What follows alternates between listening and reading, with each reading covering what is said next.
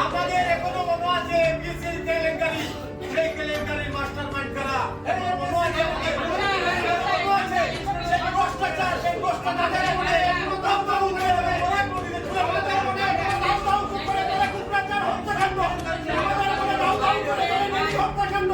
সেই সময় কোন সরকার ছিল?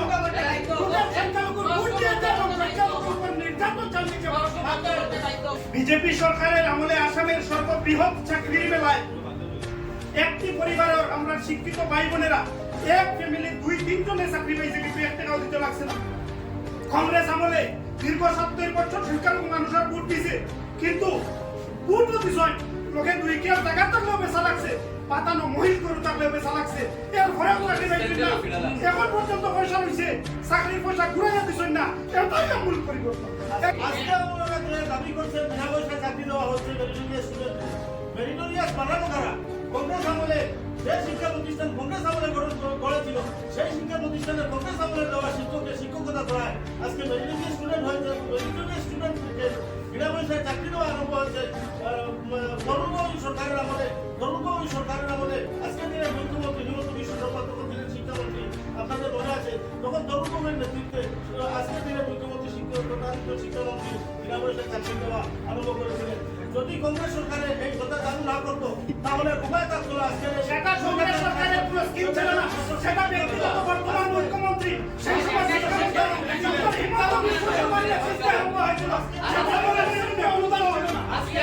প্রথমে কথা হচ্ছে এবারের নির্বাচন অত্যন্ত গুরুত্বপূর্ণ নির্বাচন ছিল।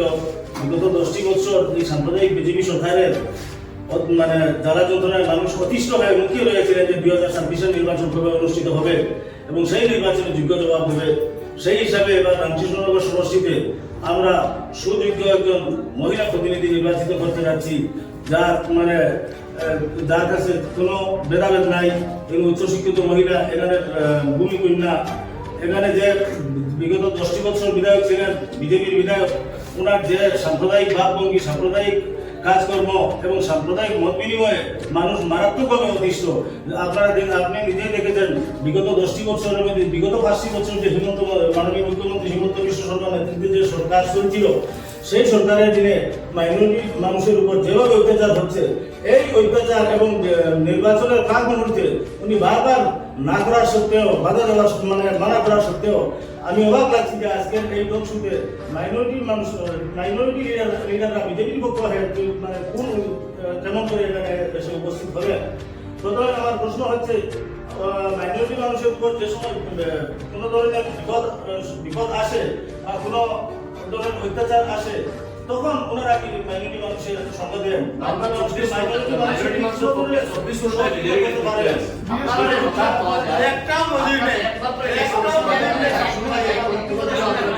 মাইনরিটির উপর যেভাবে অত্যাচার এবং যেভাবে অগণতান্ত্রিকভাবে মানে অযাচিতভাবে অত্যাচার চলছে, ভারতবর্ষ না গোটা পৃথিবীর ইতিহাসে দল বলতে এখানে ভারতীয় জাতীয় কংগ্রেসকে আমরা দীর্ঘদিন সাইলেন্টের বিরোধে এবার মানে সুশিক্ষিত মহিলা প্রার্থী আমার প্রার্থী আমার নির্দ্বিধায় জয়ী হচ্ছেন। 1 লক্ষাধিক এখানে ভোটের প্যাটার্ন আছে, 82,000 ভোট মাইনরিটি আছে, 82,000-এর মধ্যে মিনিমাম 80-85% আজকে যারা মাইনরিটি লিডাররা এখানে ঘোরা পাঠাচ্ছেন বা বিভিন্ন সমাজ সমিতিতে ঘোরা পাঠাচ্ছেন, যেগুলো কেন্দ্রে যার আপনি 2-4টি কেন্দ্র, 4-5টি কেন্দ্র ব্যতীত বাকি সবটি কেন্দ্রে যত ওয়ার্কার আছেন তত বুথ সেন্টারে থাকবে না, এটা আমি দৃঢ়ভাবে বলছি। বৈষম্য করে যে বিভিন্ন সময় ভারতীয় জাতীয় কংগ্রেস বৈষম্য ভারতীয় জাতীয় কংগ্রেস সংখ্যালঘু পাহাড় অঞ্চলের মানুষকে পাট্টা প্রদান করবে। প্রত্যেকটা নির্বাচনী ইশতেহারে ভারতীয় জাতীয় কংগ্রেস বলত যে পাহাড় অঞ্চলের মানুষকে পাট্টা প্রদান করবে। প্রত্যেকটা মানুষ ভারতীয় জাতীয় কংগ্রেসকে সংখ্যালঘু মানুষ বিচার করে ভোট প্রদান করত। সংখ্যালঘু এলাকায় 70 বছরের কংগ্রেসের রাজনীতিতে কংগ্রেস কোনো প্রচার করতে লাগতো না, কিন্তু সংখ্যালঘু মানুষ উদার করে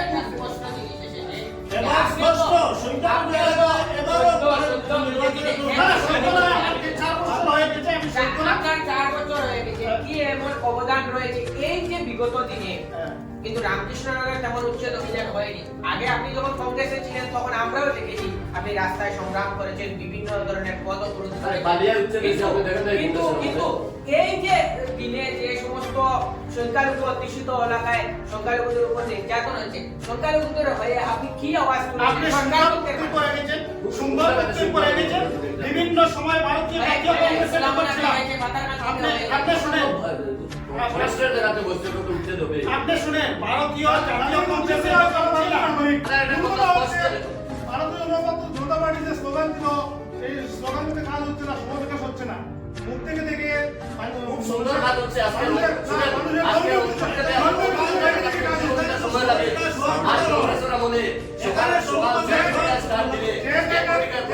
বুঝতে পারছেন এটা কি এক জাতি মানুষের রামকৃষ্ণনগর সমষ্টি 2021 থেকে 2026 এই যে 5 বছর হলো রামকৃষ্ণনগর সমষ্টির একটি স্বর্ণযুগ।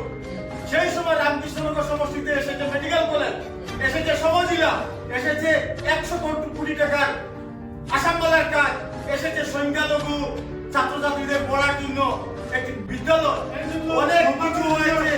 এই 2021 থেকে 2025 আপনারা কি দেখতে পাননি?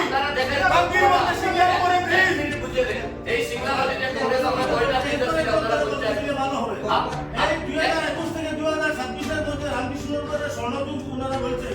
এই স্বর্ণযুগে রাখাবাড়ির মধ্যে বৃহত্তর করিমগঞ্জ জেলার দ্বিতীয় বৃহত্তম মার্কেট থেকে এই অগ্নি বিভাগ কেন্দ্র এই বিধায়ক আমি আপনাদেরকে এক এক করে বলছি।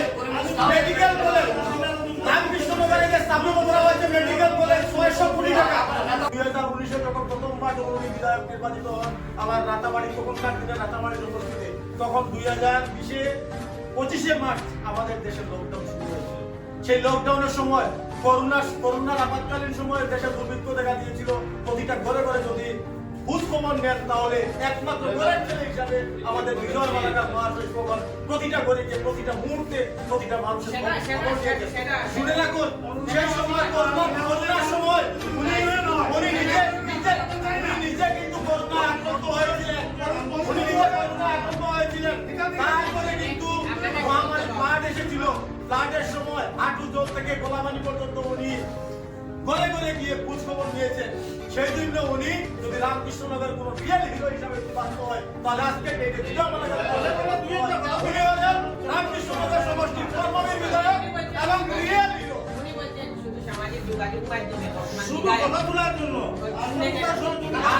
শুধু ফটো তোলার জন্য যদি হয় তাহলে 37,189 জন মহিলা পেয়েছেন অরুণোদয়। আবার বলছি অরুণোদয় 37,189 জন পার্সোনাল বেনিফিট তাকে বলা হয়। বিজেপি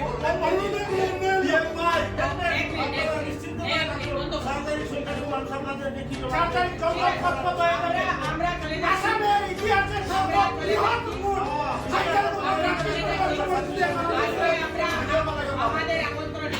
আমাদের আমন্ত্রণে রামকৃষ্ণনগরের সংখ্যালঘু কংগ্রেসের সংখ্যালঘু নেতাদেরকে আমন্ত্রণ এবং বিজেপি নেতাদের আমন্ত্রণ করেছি। উভয়ের বক্তব্য থেকে যে কংগ্রেসীরা তারা দাবি করছে যে এবার আসামে পরিবর্তন আসছে, রামকৃষ্ণনগরে ওনাদের প্রার্থী সুমেশিরা 1 লক্ষের অধিক ভোটে জয়ী হচ্ছেন। আবার শাসক দলের যারা রয়েছেন ওনারা যে তাদেরই দল এবারে ক্ষমতায় থাকবে, আবারও থাকবেন। তো আমরা চাচ্ছি এই গণতন্ত্রকামী রাষ্ট্রে গণতন্ত্র প্রতিষ্ঠা দেওয়া হোক। ভোট এখন ভোটের বাক্স, মাত্র 2 দিন বাকি, ফলাফল আপনারা দেখবেন। আর এখনই আমরা আপাতত আমরা বিদায় নিচ্ছি।